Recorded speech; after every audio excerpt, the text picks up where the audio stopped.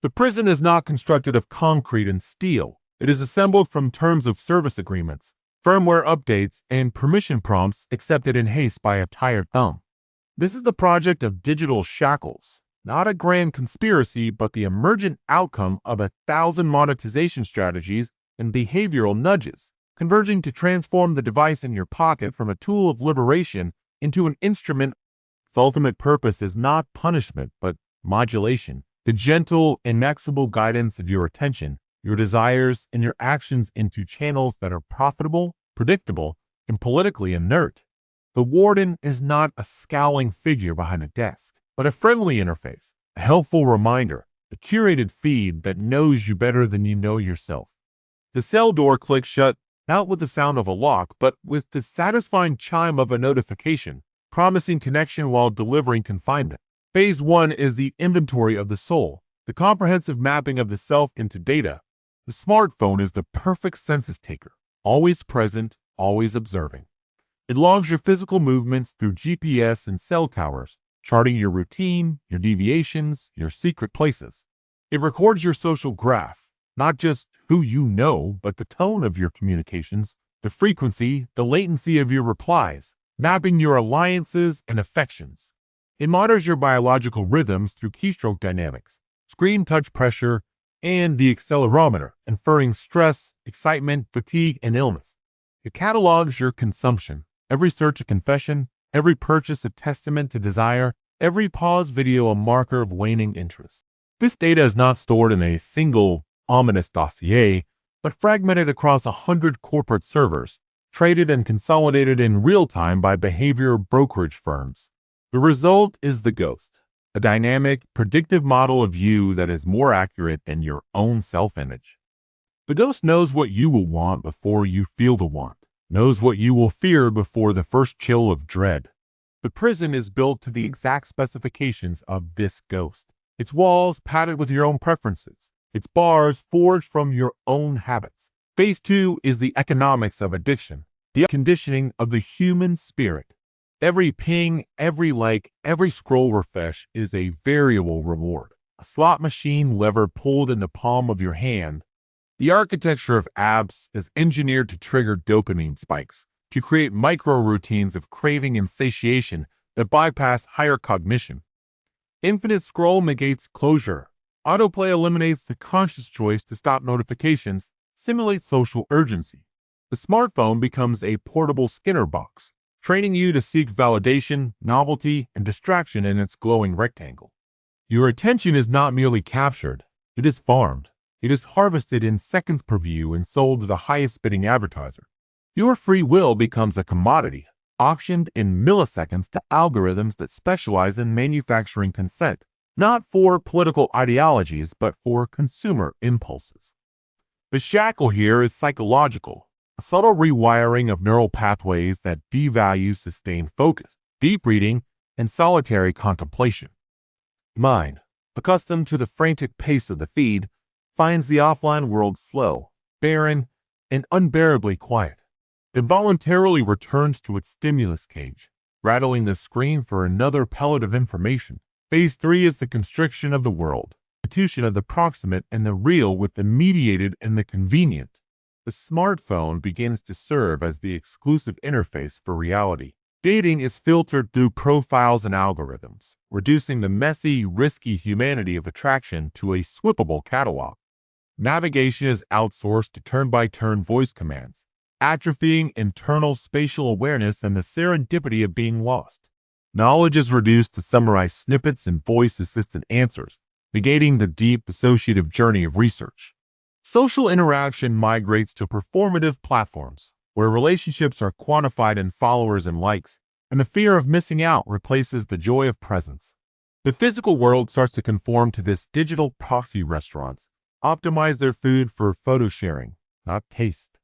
Travel becomes about collecting geotag check-ins, not experiences. The shackle here is experiential, a gradual surrender of direct, unmediated engagement with life. The world becomes a backdrop for content creation, and the smartphone is the lens that frames, filters, and fundamentally alters everything it sees. You live less in your neighborhood and more in the aggregated perception of your digital tribe. Phase 4 is the integration of control systems, where the management tool becomes the social compliance monitor. The smartphone ceases to be a separate device and evolves into the mandatory key for participation in society. It is your digital ID, your bank, your health passport, and your transit pass. This integration is sold as seamlessness, a liberation from wallets and cards. But it creates a single point of failure, a single lever of control. Your ability to buy, to travel, to access healthcare or your own funds becomes contingent on the device, its charge, its network connection, and your standing within the systems it gatekeeps. Social credit concepts, pioneered elsewhere, find a fertile home in this infrastructure. Your financial transactions, your travel patterns, your social media associations, and even your physical fitness data from health apps can be synthesized into a behavioral score. A low score could throttle your internet speed, increase your insurance premiums, or deny you access to premium services or loan products. The enforcement is not punitive but bureaucratic. Your account may be temporarily flagged for review. Your payment might be delayed. A customer service chatbot will express regret but cite protocol. The shackle is now infrastructural, binding your biological life to your digital viability. To be disconnected is to become a non-person, invisible to the systems that sustain modern life. Phase 5 is the preemption of dissent, the chilling of thought before it becomes action. The ghost model, fed by constant surveillance, enables predictive policing of the mind. By analyzing changes in your communication patterns, search history, location data, and even purchase behavior, algorithms can flag a statistical probability of radicalization, despair, or criminal intent. Interventions are soft and early. Your feed might be flooded with calming content, counter-narratives, or ads for mental health services. You might find yourself temporarily unable to share articles on certain topics, with a gentle error message about community standards. In more advanced implementations, your contacts who are deemed a positive influence might be prompted by their own devices to reach out to you. The goal is to correct deviations before they crystallize into problematic actions. The shackle here is precognitive, a panopticon that works on the level of potential. You are not punished for wrongthink. You are gently shepherded away from it by a system that claims to have your best psychological interests at heart. The range of acceptable thought narrows not by decree, but by the invisible algorithmic amplification of the normative and the marginalization of the anomalous. The most effective prison is one where the inmates surveil and correct their own thoughts, believing it to be for their own good. Phase 6 is the erasure of the unobserved life, the final victory of the quantified over the qualitative. When every experience is tracked for steps, photographed for sharing, reviewed for ratings, and analyzed for emotional sentiment, the concept of a private, intrinsic moment evaporates. Life becomes a performance for the ghost, even when no human is watching. The smartphone, as the recorder of this performance, becomes the arbiter of what is real. A walk not logged by a fitness app is a wasted walk. A meal not photographed is a meal that did not nourish social capital. A thought not articulated into a post or a tweet is an ephemeral whisper lost to history. The device completes its transformation from tool to warden by becoming the curator of your legacy, the final judge of what was meaningful. In this final stage, the human begins to model their own behavior on what the ghost would predict and approve. You choose the restaurant the algorithm suggests. Watch the show your model is likely to enjoy. Take the vacation that will optimize your social feed's engagement metrics. Your life becomes a self-fulfilling prophecy of data points, a closed loop of predicted behaviors confirming predictive models.